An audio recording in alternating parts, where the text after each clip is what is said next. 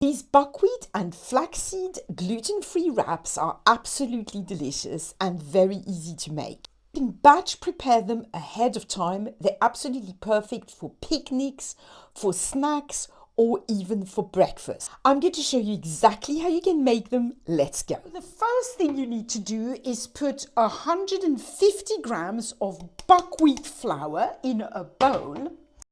Then add 50 grams of ground flaxseed.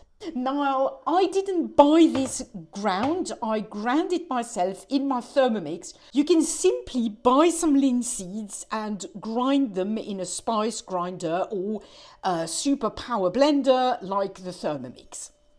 Then add 5 grams of salt and 10 grams of psyllium husk powder. At this stage, if you want to add some spices, just curry powder or turmeric or anything you want, you can. I'm just going to add a little bit of pepper and keep it at that. I like them plain like this.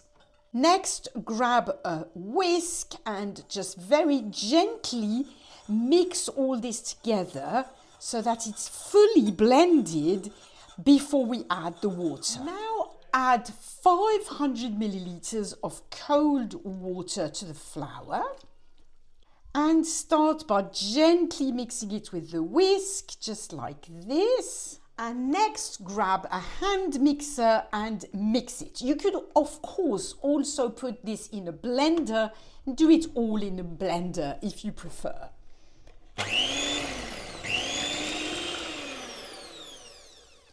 And that's it. Once it's thoroughly mixed, it's ready to go. Next, just grab a non-stick frying pan, add a little bit of olive oil and heat this up. And there is one thing you need to know, is that the batter for the wraps, the more you let it stand, the more solid it's going to get. That is because of the flaxseed and because of the psyllium husk powder. We need this to hold the wrap together and to give it elasticity, but you must not let the batter stand for ages like you would for pancakes. If it gets too thick, simply add a little bit of water to it to make it thinner. That's absolutely fine. Now, when your oil is hot, just turn down the temperature a little bit. Grab a ladle of your batter, lift your frying pan and just pour the batter in and make sure that you spread it as evenly as possible. Now, it does take a bit of practice, believe me, but you will get there. And again, if it's too thick, just add some water to the batter and you'll be absolutely fine. Practice makes perfect, I promise. When you've spread the batter in the frying pan, just let it cook on medium heat. Now, once it's completely dry and cooked on top, simply lift it gently and turn it over and further cook it for 2 to 3 minutes at least. It does need to be thoroughly cooked through. That's it. After a few minutes, a clean plate and repeat the operation.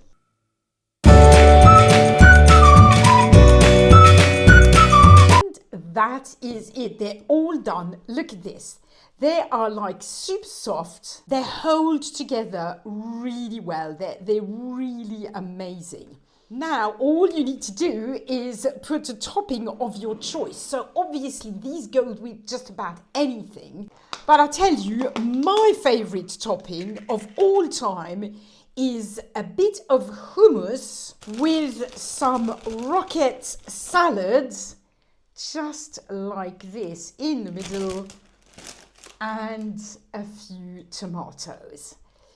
Then I just wrap it up like this, roll it, and it's ready to eat. Let's go and taste this. Okay, I'm hungry. I'm going to take a good bite of this.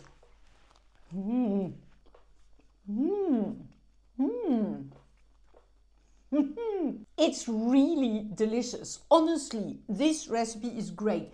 The only tricky thing I will say is, again, it thickens, so it's a little bit hard to spread it evenly on the pan. But as I showed you, just add a little bit of water as you go along, and also just lift the pan off the heat, put the batter in, and sort of spread it evenly. I've tried many different recipes of this, and I came up with this combination of buckwheat with some flaxseed and also some psyllium husk, because it really means that it doesn't disintegrate, it doesn't pull apart, it stays really flexible and it holds together.